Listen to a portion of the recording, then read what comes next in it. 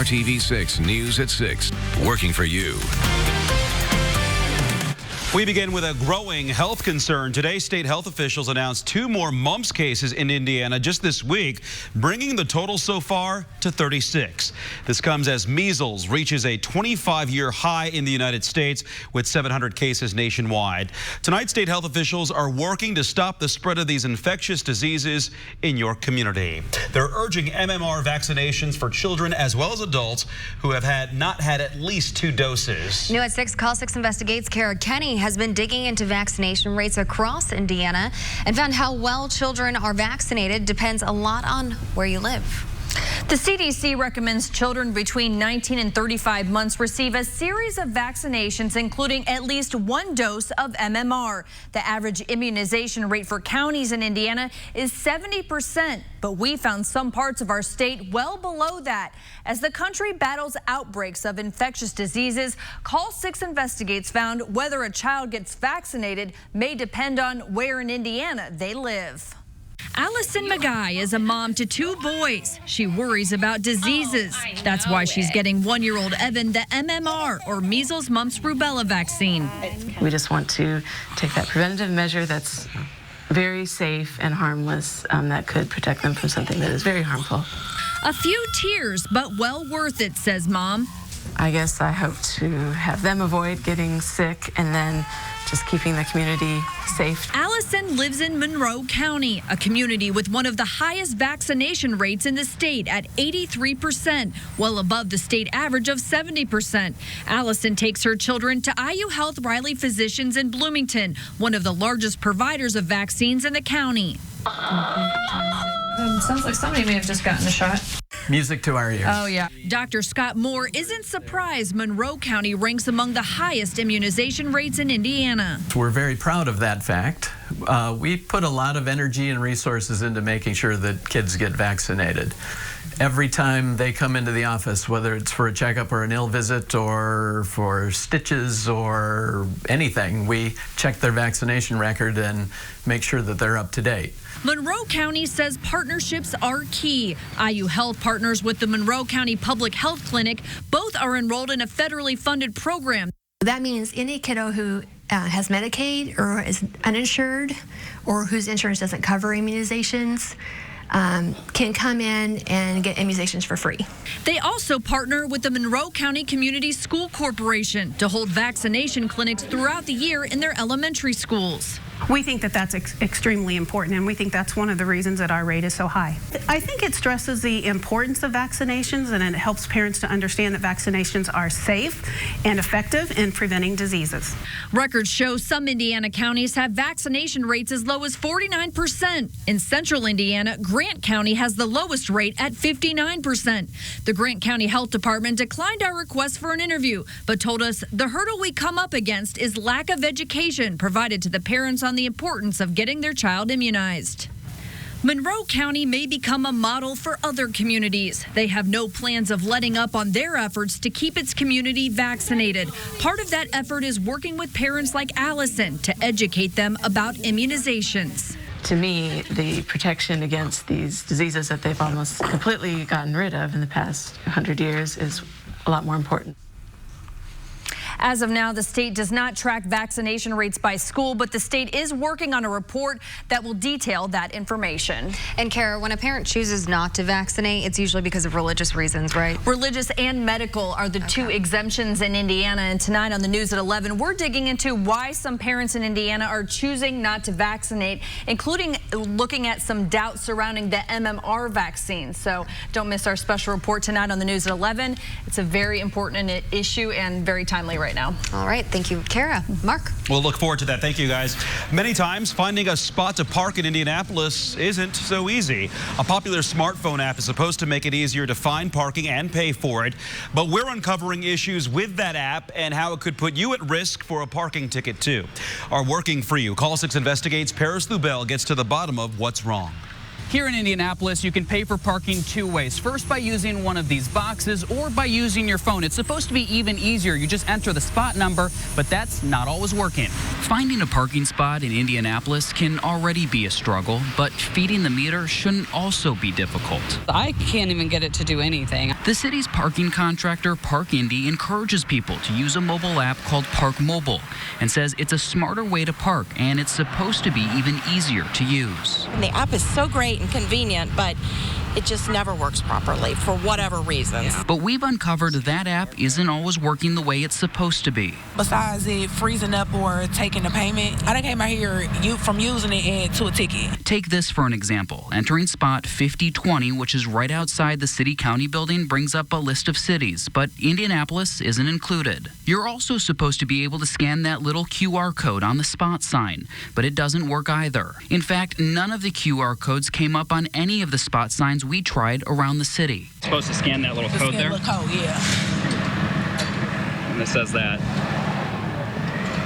That kind of frustrating. Each time, the same error popping up. Like it don't even exist. It's not the only issue the app has been having recently. Tracy and Brandy tried to use the app this afternoon. It won't let us increase the amount of time other than 10 minutes, and we need much more than 10 minutes for our fun. They sell it as a great option, but if it doesn't work, then it isn't an option, really. So we took the video and issues to Park Indy. They tell us in a statement, Park Indy could have overlooked this particular spot 5020 when reconciling the space numbers with the app. For the QR codes, they say, at this time, we feel the QR code technology is outdated and we are in the process of restickering our meter numbers, which will exclude the QR code. Everything you promote, you should make sure it's working properly.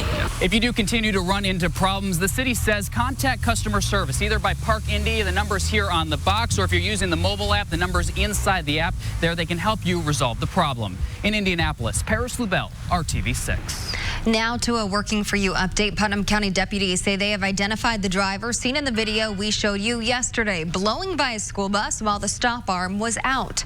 Investigators say that person faces reckless driving charges. Neighbors living along Walnut Street in Greencastle have long complained about people speeding and ignoring the stop arm. Some residents recorded multiple violations in their phones. Investigators used videos shot by a neighbor to identify the driver in this case. Tonight, more reports of people getting shot with paintballs. We previously told you about a 60-year-old man who suffered serious injuries after he was shot in the face. Now, RTV6 has learned Metro Police have received numerous complaints since. Reports of paintballs being fired at people, vehicles, and homes across Indianapolis.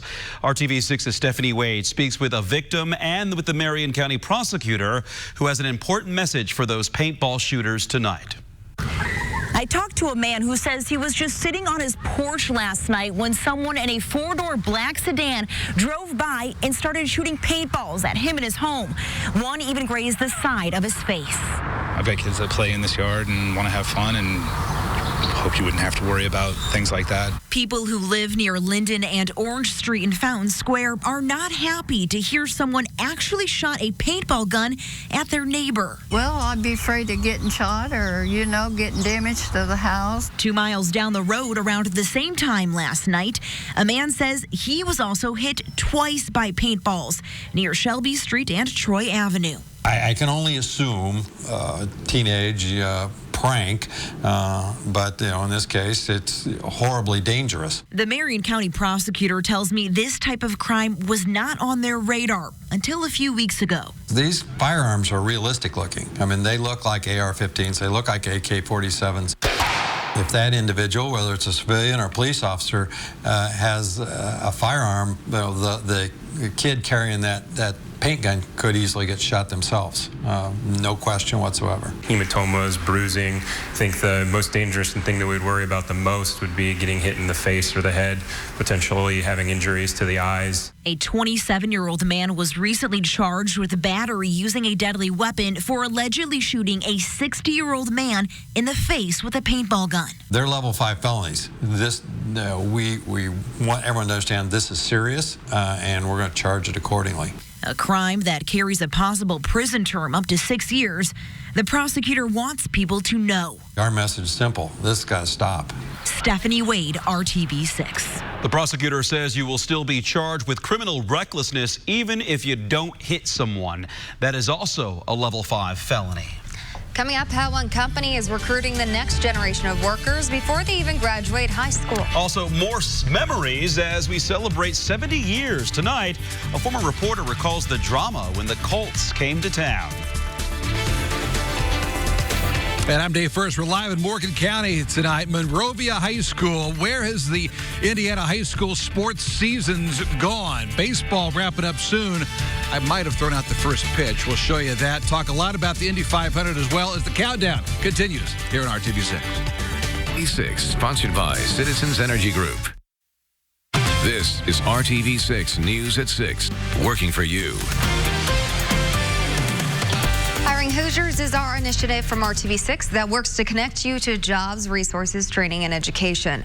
One local business took action to find the next generation of workers. They went to their local school district and made an investment in the teachers and students. The deal is meant to fill a demand. Lawrence Township Schools partnered with Ed Martin Automotive to create this program at the McKenzie Center for Innovation and Technology. Since 2015, Ed Martin has contributed $75,000 annually to support all of this, especially with the latest equipment. And other bonus students who graduate will find an employer willing to give the every best a break on an open job. We are definitely in demand, and a lot of times they want to make sure that they have good soft skills, that they can speak to customers. Most of them say we'll train them, but we need to know that they have that basic foundation of having some experience working with employees or employer relationships, as well as just knowing the basics. The Ed Martin Automotive Group Careers Training Center total funding through the year 2020 is $375,000. Beyond the vehicle program, the Ed Martin family also funded a scholarship to benefit a college-bound senior seeking an automotive career in technology or business.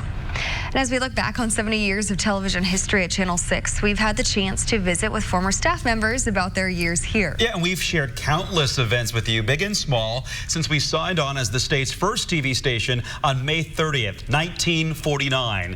We asked Gary Dick about the biggest local story he's covered during his time at Channel 6, and for that, he takes us back to 1984 and the arrival of the Colts in Indianapolis from Baltimore.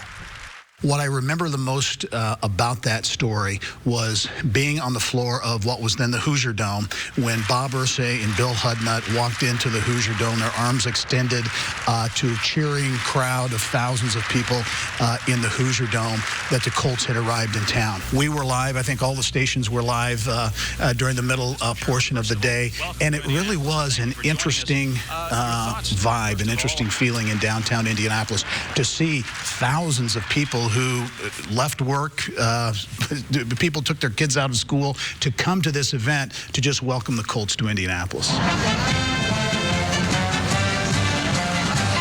By most accounts, the long-awaited appearance of Colts owner Robert Irsay was a success. As the 74th U.S. Army Band played back home again in Indiana, a nervously smiling Irsay walked hand-in-hand with Mayor Hudnut into the soon-to-be-completed Hoosier Dome before a crowd estimated at more than 20,000. I remember thinking at the time that that was going to be a big story for the city, not just a sports story, but a big story that would impact a city that was just beginning to kind of find its stride. Its downtown was beginning to undergo a bit of a renaissance, and we see what has happened over the decades since then. So I think the Colts story, in a number of ways, from a sports standpoint, in the sports capital of the USA, but also from a business standpoint, in the impact that the Colts arriving in Indianapolis has had on the city. Exciting stuff there. Gary left Channel 6 in 1997, but not the airwaves. He started Inside Indiana Business. And that's grown into a multimedia company that includes a weekly statewide television program with internet, radio, and interactive properties. And tonight at 11, we take a look back in the RTV6 archives at another defining moment in Indianapolis sports history. How a last-minute telethon kept the Pacers in the Circle City. And this all leads up to May 30th when former anchors Clyde Lee and Dion Willis lead us in a one-hour special at 7 p.m. 70 years together, RTV6 working for you. We hope you'll be able to join us for that. From 70 years to the 7-day forecast. We'll get to that in 1 second. We did it. Not only hitting 80, but 81, the high temperature and our current temperature today. Look what happens, though, won't last. Temperatures will be in the 50s for highs on Friday. This will be the spark for showers and thunderstorms tomorrow. also deliver the cooler temperatures not just for Friday, but for Mother's Day weekend. Probability of rain through the day tomorrow quite high. We'll see periods of rain and thunderstorms. Could have a few isolated strong to severe storms. Rainfall potential all hinting at close to an inch in the metro area before this ends late Thursday night. As far as the outlook beyond the 7-day forecast, hints at below average precipitation. We have not seen that in a while. That would be a welcome change with below average temperatures as well. That's the 14th to the 18th of May. Temperatures right now as warm as they've been all day. 82 in Crawfordsville, 86 in Bedford, 75 in Peru, cooler north, just north of the warm front. And as I mentioned, Indianapolis as warm as we've been all day. Temperatures stay very mild tonight. The clouds will increase, but our rain chance really doesn't increase till the morning hours tomorrow. As we go through the overnight, here's some showers and rumbles of thunder in the morning. Not expecting severe weather then. As we go into the afternoon tomorrow, there's a marginal or low risk for severe storms in central Indiana. A little higher chance as you go down along the Ohio River. Through the day tomorrow, temperatures will not change much. Staying in the upper 60s with the cloud cover and the thunderstorms. 7 a.m. to 9, there's a wave of showers, thunderstorms, and then you see through the afternoon, we just kind of keep reloading here until eventually the cold front slides through. That will push the rain to the east and allow cooler temperatures to come in from the northwest. 59 cloudy degrees on Friday. Saturday, just a 20% chance of showers. Should be decent out there for the Grand Prix. 40% chance of rain on Mother's Day. We're still in the 60s. We don't get back to 70 until Tuesday. Next week? Yes. All right. Thanks, At least we're above 60, which is not fine with me. Let's catch up with Dave first. Dave, we understand that you have quite the assignment tonight, and not just your sportscast. You're out at a baseball game. Hanging out at a baseball game. Not bad. The weather, by the way, picture perfect. We're live at Monrovia High School tonight. Monrovia taking on Lutheran. We're talking about the high school schedules all coming to an end. Just 5 games left in high school baseball. I happened to throw out the first pitch just moments ago. Yes, there's videotape. Let's go right to it. We'll show you what happened. Look at the expansive wind-up here. And I think this is a strike. I mean, I had a little movement on it as well. The umpire said it was a strike, so I'll go with that. So look out, John Lester getting this one kicked off in fine fashion. Monrovia 8-8, getting ready for sectional play coming up in a couple of weeks. In fact, take a look at the remaining championships left in high school athletics, and just a handful, really. Girls and boys track, girls tennis, softball, boys golf. It all wraps up at Victory Field June 17th and 18th with the baseball state championship.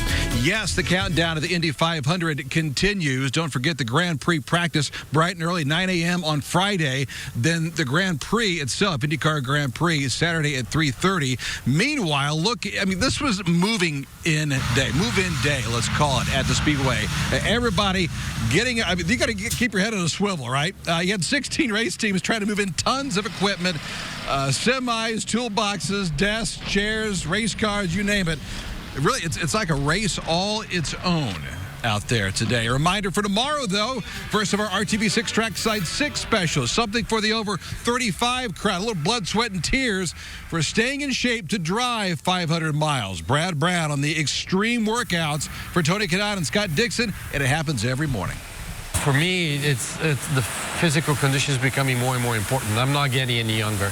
So I'm actually probably in the best shape of my life. When you have the month of May doing lots of laps on the ovals, you kind of lose track of time to get your body fit for Detroit, Road America, the 6 weeks in a row that you have after the 500. Our first Trackside 6 special of the month. We're also at home with Mario tomorrow night as he celebrates the golden anniversary of his 1969 Indy 500 win. Plus, the future is now with George Michael Steinbrenner IV. Our Throwback Thursday, 40 years ago with Rick Mears. Exclusive stories tomorrow night at 7:30 only on RTV6. And coming up tonight on the news at 11, we're launching a new Trackside 6 segment, 2 for the road, getting to the true personalities of the drivers. Hop on board with us. We begin with 5-time series champ Scott Dixon. an absolute blast tonight during the news at 11 o'clock. Hey, finally tonight, first and foremost from NASCAR, a special moment in Charlotte this afternoon as Kyle Busch unveiled his car for the upcoming Coca-Cola 600. All drivers are paying tribute to fallen servicemen. Kyle's car is in honor of U.S. Army Sergeant Dale Russell Griffin. Sergeant Griffin is from Terre Haute, died last October in Afghanistan. Certainly when it comes to that Memorial Day race weekend, at its heart, it's all about Memorial Day, be it the Indy 500 or down south. That'll do it now. Live from Monrovia High School, Monrovia Lutheran High School baseball season. Wrap it up. The news at 11. Check that. The news at 6 wraps up after this. By Turning Point Dental and Duncan.